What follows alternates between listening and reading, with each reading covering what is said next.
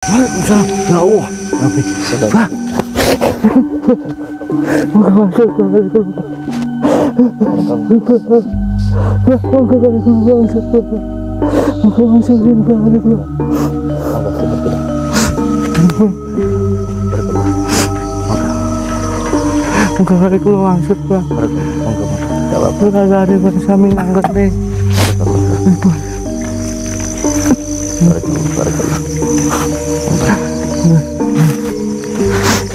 Jangan berkenapa Pak.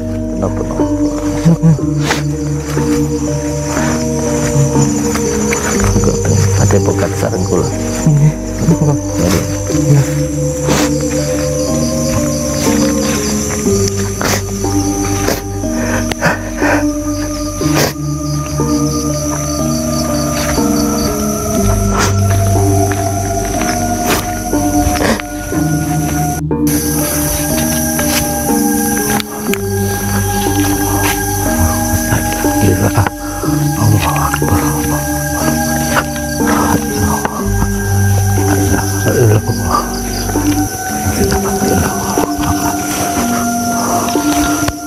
Ngapura ya Allah.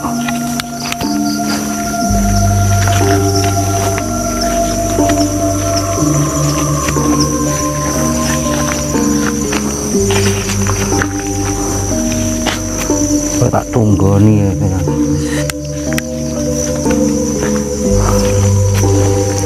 Soalnya kalau konangan dewe keceket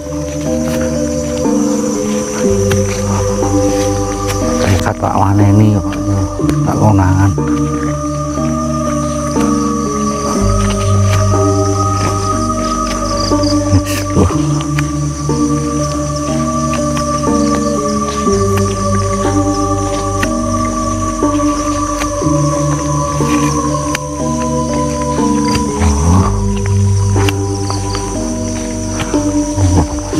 Tadi balik jadi jadi sisa ini saya kasih masih lagi masih Allahumma sholli wa barik ala sayyidina masih saya masih Allah.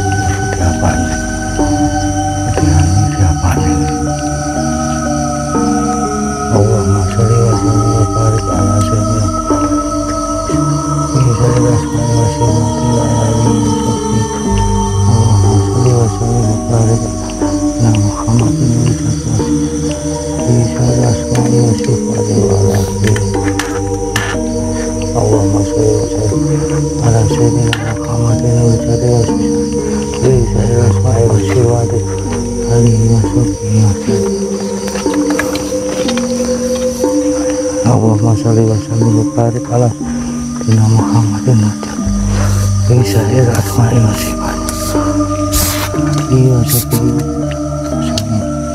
Allahumma sholli wa sallim wa barik ala sayyidina bisa ya asma'i wa sifat alihi wa sahbihi wa sallam Allahumma sholli wa sallim ala sayyidina Muhammadin wa sallam bisa ya asma'i wa sifat wa alihi wa sahbihi wa sallam Allahumma sholli wa sallim wa barik ala sayyidina bisa ya asma'i wa sifat alihi wa sahbihi wa sallam Allahumma sholli wa sallim ala sayyidina Muhammad bisa ya asma'i wa sifat alihi wa sahbihi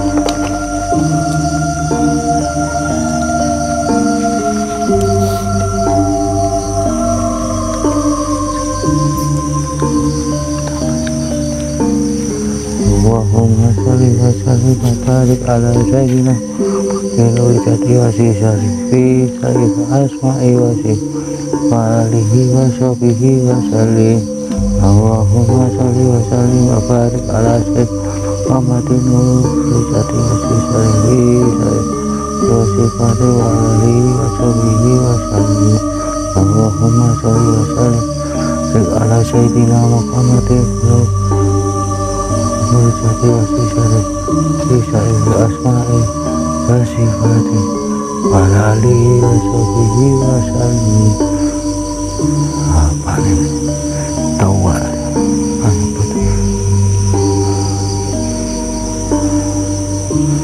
kepo nggak tekon ya apa nih? Mengkoda Allah Akbar Allah Akbar Allah Akbar Allah Akbar Allah Akbar Allah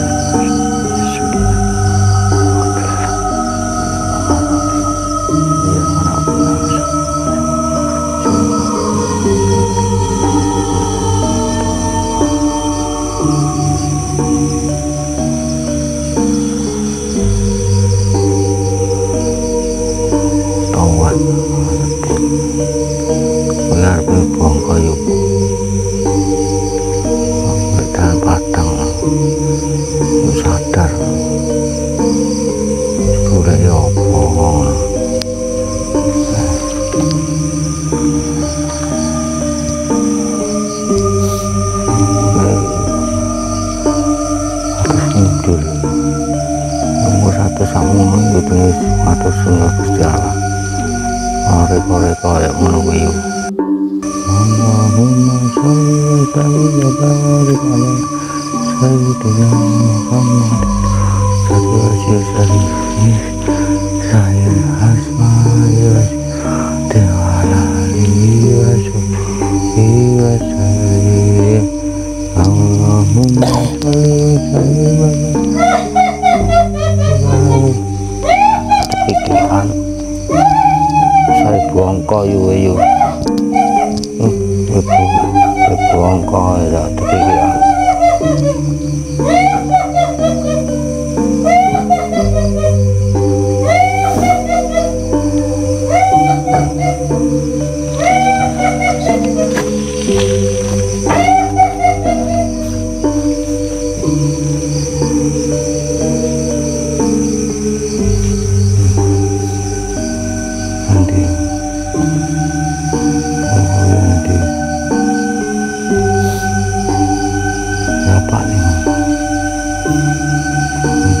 tinggal ngalik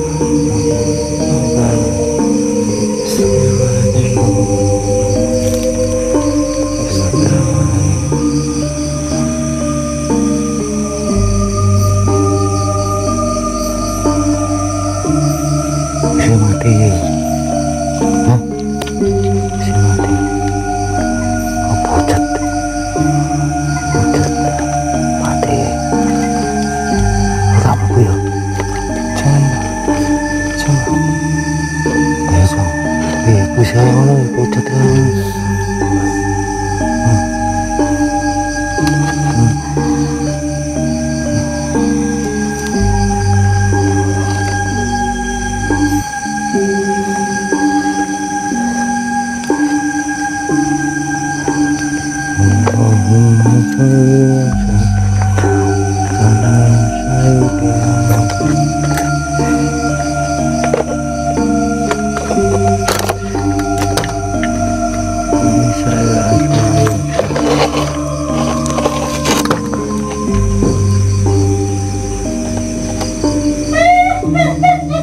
Ya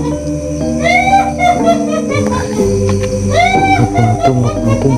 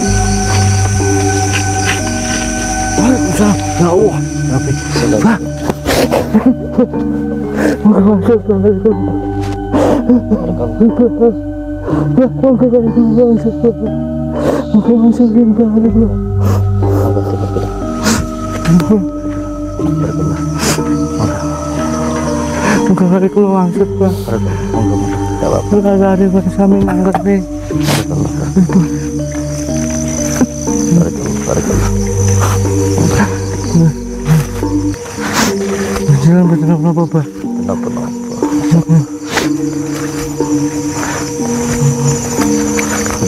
Ada pokat sarang kula.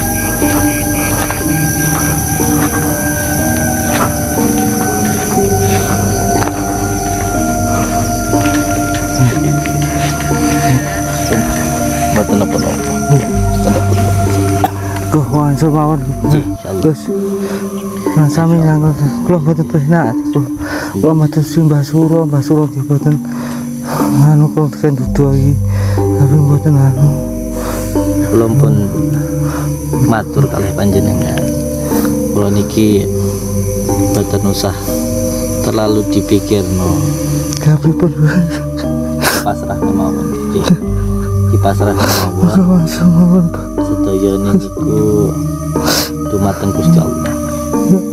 Nggih. Jadi kula kan sampun pernah matur kali panjenengan. Pun sedaya niku pun dipasrahne kalih kersane Gusti Allah mawon. Ya Allah. Mboten usah terlalu dipikirno. Kula niku memang gadah pantangan setunggal. Saya itu punya pantangan satu, yaitu tidak boleh memukul wanita. Makanya saya memang sengaja untuk mengalah. Saya sengaja untuk berada di tempat itu supaya saya bisa tahu keadaannya dan bagaimana apa yang dilakukan oleh nenek tersebut. Dan ternyata saya mulai menemukan titik-titik terang tentang beliau itu. Salah satunya, beliau itu memang sudah ada dari zaman kerajaan dulu, hingga sampai saat ini. Sengaja beliau itu mempunyai ilmu untuk awet muda dengan cara makan mayat dan lain sebagainya. Itu karena sifat satu yang dimiliki wanita itu takut tua, dan itulah yang dilakukan oleh nenek tersebut. Dan saat ini pun saya juga masih terus mencari titik terang apa kelemahan dari nenek-nenek tersebut selain dengan kekerasan. Dan ini nanti akan ada seorang kiai yang akan datang dan akan berusaha untuk menolong saya. Ya, mereka mempunyai niat baik, ya dipersilahkan saja. Tetapi perlu untuk panjenengan ketahui bahwa jangan terlalu susah, jangan terlalu gelisah dengan apapun di dalam kehidupan ini.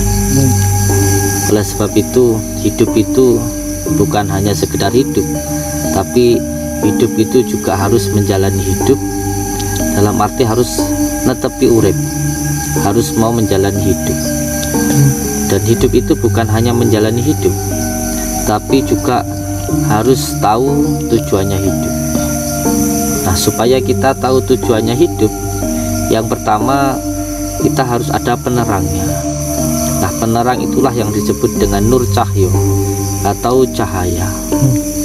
Maka cahaya yang ada di dalam diri kita, tepatnya di Ka'baitullah, di dalam kalbu kita, itu harus dihidupkan supaya kita tahu tujuannya hidup.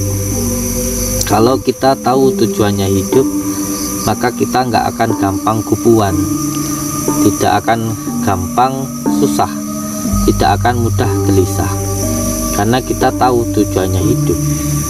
Oleh sebab itu, penerang hidup bukan hanya menjadi tujuannya hidup, tetapi juga menjadi kebutuhannya hidup. Oleh sebab itu, nur cahyo atau ilmu atau pengertian itu juga menjadi kebutuhannya hidup, bukan hanya tujuannya hidup. Kalau kita tahu tujuannya hidup, maka hidup tidak akan gampang kupuan, tidak akan gampang bingungan, dan tidak akan gampang susah. Seperti halnya ketika kita menuju ke suatu tempat, apabila kita sudah tahu tujuannya, maka hidup nanti akan terasa tenang karena kita sudah tahu tujuannya. Walaupun banyak rintangan, banyak cacian, banyak hinaan, tidak akan menggoyahkan hidup kita karena kita sudah tahu tujuannya hidup. Oleh sebab itu, selalu bersihkan hati supaya kita tahu Gusti, karena hati adalah tempatnya Gusti. Maka panjenengan jangan terlalu susah, jangan terlalu gelisah dengan apa yang dilihat oleh mata, karena tidak semua yang dipandang dengan mata itu sama dengan keadaannya. Dan yang lebih penting lagi, banyak hal yang kita anggap tidak baik, ternyata itu adalah yang terbaik untuk diri kita. Ada kalanya kita oleh Allah dijatuhkan di sini, tetapi ternyata di depan ada jurang yang dalam, sehingga kita dijatuhkan di tempat ini supaya tidak jatuh ke dalam lubang yang lebih dalam lagi di depannya. Oleh sebab itu, selalu berprasangka, berhusnudzon baik kepada Allah dan kepada makhluk. Ini yang akan membuat hidup kita tenang. Jujur, saya dari kecil selalu menghadapi masalah, ujian dan juga cobaan, tapi ternyata itu yang menguatkan saya untuk bisa lebih tangguh di dalam kehidupan ini. Dulu saya waktu kecil, dari mulai SD sampai saya sanawiyah atau SMP, itu mengurusi orang tua saya yang sakit-sakitan. Tapi ternyata ketika saya sudah dewasa, itu membuat diri saya menjadi lebih banyak barokahnya, terutama dari orang tua. Jadi Terkadang hidup kita susah, ternyata di depannya diberikan kebarokahan. Sama seperti kita naik jalan yang menanjak, tapi setiap jalan yang menanjak pasti pada akhirnya ada yang menurun. Maka jangan terlalu susah ketika hidup kita menanjak, dan jangan terlalu senang ketika menurun, karena ketika menanjak jangan terlalu susah, pada akhirnya akan menurun.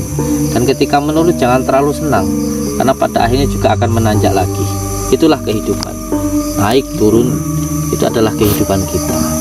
Maka hidup ini sudah manut kersane Gusti Allah saja.